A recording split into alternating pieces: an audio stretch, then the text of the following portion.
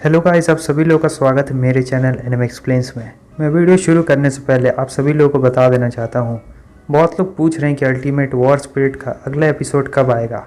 मैं उन सभी लोगों को बता देना चाहता हूँ कि अभी वो सारे एपिसोड्स इंग्लिश में नहीं आए हैं, वो सभी अभी चाइनीज़ में ट्रांसलेट है और मुझे शू शाशू पढ़ने नहीं आता है, तो इसीलिए मैं उसे अभी नहीं कर सकता हूँ। तो जब आएगा इंग्लिश में तब मैं उसे अपने आप डाल दूँगा, आपको कहने की कोई ज़रूरत नहीं पड़ेगी। तो चलिए बिना किसी देरी के वीडियो को शुरू करते हैं।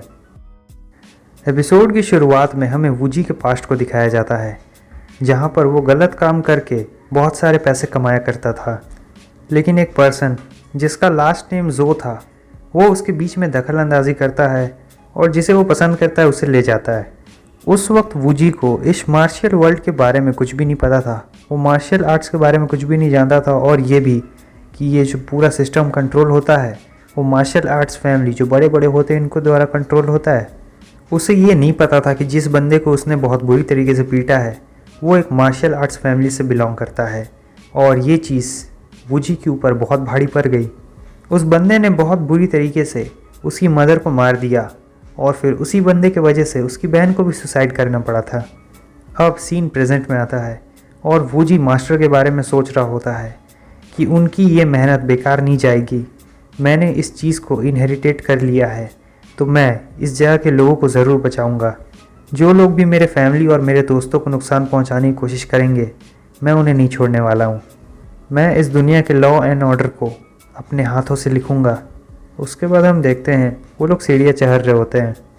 ये लोग पहुँच चुके होते हैं इस बड़े से मंदिर में, और इस बड़े से मंदिर में एक पुजारी भी इनका इंतज़ार कर रहा होता है। वो अंकल इस पुजारी को बताते हैं कि उनकी भतीजी को ये बीमारी है और इसके वजह से ये हो जाता है। उसने बहुत सारी जगह से मदद लेने की कोशिश भी की लेकिन कुछ हुआ नहीं। वो कहते हैं तो ये है आपकी भतीजी? वो कहती हाँ मैं ही हूँ। उसके बाद वो उसे अपने पास बुलाते हैं। वो उस लड़की को चेक करने लगते हैं, लेकिन थोड़ी देर बाद ही उन्हें सब चीज़ पता चल जाता है कि उसके साथ क्या गड़बड़ है। वूजी भी समझ जाता है कि ये पुजारी कोई नॉर्मल नहीं है, क्योंकि वो उसके स्पेशल बॉडी में झांक सकता है, यानी वो जो उसका कोल्ड बॉडी है उसके अंदर। और अब उसे ये भी पता चल चुका होता है कि ये जो पपी बनने की एक्टिंग कर रहा है ये कोई और नहीं, ये एक माउंटेन स्पिरिट है। अंकल कहते हैं क्या हुआ पुजारी जी, क्या इसे ठीक किया जा सकता है? वो कहते हैं हाँ इसे ठीक किया जा सकता है, इसमें कोई बड़ी बात नहीं है, ये एक नेचुरल सी प्रॉब्लम है। अंकल कहते हैं क्या इसे कोल्ड पॉइज़न है? वो पुजारी कहते हैं हाँ ये एक बहुत ही रेयर कोल्ड पॉइज़न है। जिनको भी ये चीज़ होती है उन लोगों की बॉडी काफ़ी ठंडी पड़ जाती है, और जो इनके आसपास होते हैं उन्हें भी ठंड महसूस होने लगती है और उनकी बॉडी कमज़ोर पड़ जाती है। लेकिन अंकल ये बात जान के काफ़ी खुश थे कि अब उसकी बीमारी का इलाज हो सकता है।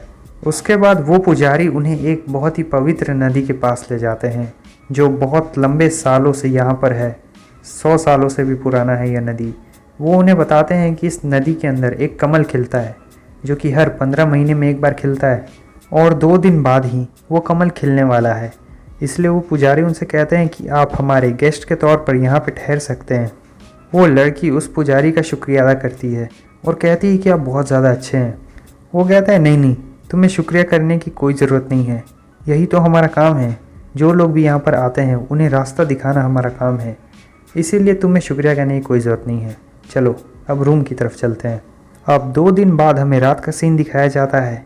वो लड़की कह रही होती है जैसे मेरी ये बीमारी ठीक हो जाएगी तब मैं एक नॉर्मल इंसान की तरह रह पाऊँगी, मेरी फैमिली मुझे मॉन्स्टर की नज़र से नहीं देखेगी, तब मैं स्कूल जा पाऊँगी और नए नए दोस्त बना सकती हूँ। और फिर हम थोड़ी देर बाद देखते हैं कि एक कमल निकलता है और वो धीरे धीरे खिल रहा होता है। लेकिन जब वो कमल पूरा खिल जाता है उसके अंदर एक अजीब सा आदमी बैठा हुआ होता है। वूजी सोच रहा होता है जैसा कि मैंने सोचा था, ये एक एलियन है। जो लोग भी वहाँ पे होते हैं वो सभी लोग एक तरह से बेहोश हो चुके होते हैं, और वो एलियन उनकी सारी एनर्जी को अपने अंदर समा रहा होता है।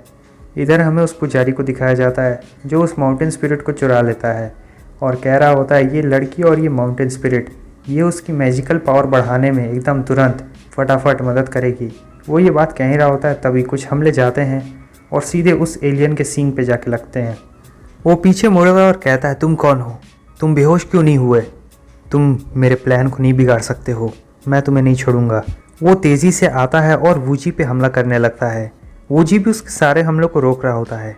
उसके बाद वूजी भी उस पर हमला करने लगता है और जब वूजी उस पर हमला करता है तो वो पुजारी सोच में पड़ जाता है, आखिर इस अर्थ पे इतना ताकतवर ह्यूमन कैसे हो सकता है। और फिर वूजी उसके चेहरे पर एक ज़ोरदार घूसा मारता है जिससे वो सीधा ज़मीन में जाके गिर जाता है। और इस धमाके के बाद सभी लोगों को होश आ जाता है और उस एलियन को देखने के बाद वो सभी यहाँ से भागने लगते हैं। वहाँ बीच में मत देखो, मेरी आवाज़ को सुनो। वो पुजारी वूजी से कहता है, आखिर ऐसा कैसे हो सकता है, तुम इन बाकी ह्यूमन से इतने ज़्यादा ताकतवर कैसे हो, और तुम्हारी ये बॉडी, ये divine body cultivation method. Woozi कहता है, तुम्हें ये सब जानने की कोई ज़रूरत नहीं है क्योंकि तुम्हारे इंटेंशंस बहुत बुरे थे, इसलिए मैं तुम्हें जाने नहीं दे सकता हूँ। वो तुरंत ही वहाँ गड्ढे से उठता है और बाहर निकलते हुए कहता है, ह्यूमन रेस एक तुच्छ प्राणी है, तुम्हें क्या लगता है मैं तुमसे डर जाऊँगा। और फिर वो बताने लगते हैं कि इस दुनिया में बहुत सारे ऐसे रेसेस हैं जिनके पास 2 पंख, 2 कान, किसी के पास 2 हाथ और बहुत सारे अलग अलग चीज़ होती है, किसी के पास तो 2 छोड़ो। और लेकिन अनफॉर्चुनेटली एलियंस इंसानों को अपना खाना बना के खाने लगते हैं। तुम्हारे जैसे छोटे कीड़े मकोड़े वाले स्पीसीज ये सब बहुत एरोगेंट होते हैं, अगर मैं चाहूँ तो तुम लोगों को ख़त्म कर सकता हूँ। वो अपनी पूरी पावर बाहर निकाल रहा होता है।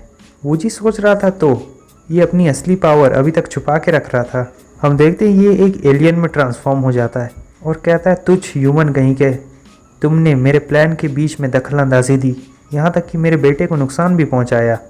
ह्यूमन, तुम जो अभी कल्टीवेशन कर रहे हो वो अभी सबसे लोएस्ट लेवल वाला कल्टीवेशन है। मेरा बेटा तुमसे बहुत ऊपर वाले लेवल पे कल्टीवेशन कर चुका है और जब वो जागेगा तब वो तुम्हें किसी चींटी की तरह मसल देगा।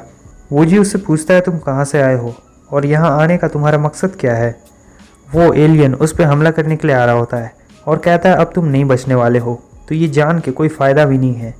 वूजी भी उस पर हमला करने के लिए जा रहा होता है। अगर ये वाला सीन एनिमेट होता ना तो 1 नंबर स्लोमो में मज़ा आ जाता है। और फिर वो दोनों एक दूसरे को पंच मारते हैं और उस पंच की वजह से वहाँ पर बहुत तेज़ वेव पैदा हो जाती है। इसी के साथ हमारा ये एपिसोड भी यहीं पे ख़त्म होता है। अगर आपको वीडियो अच्छी लगी लाइक कर दें, चैनल पर न्यू है सब्सक्राइब कर दें। यहाँ तक वीडियो देखने के लिए बहुत बहुत शुक्रिया। और अगर अल्टीमेट वॉर स्पिरिट इंग्लिश में आ गई तो मैं उसे खुद पर खुद वीडियो ला दूँगा, कहने की आपको ज़रूरत नहीं है। ठीक है, फिर मिलते हैं आपसे नेक्स्ट वीडियो में, तब तक के लिए बाय बाय।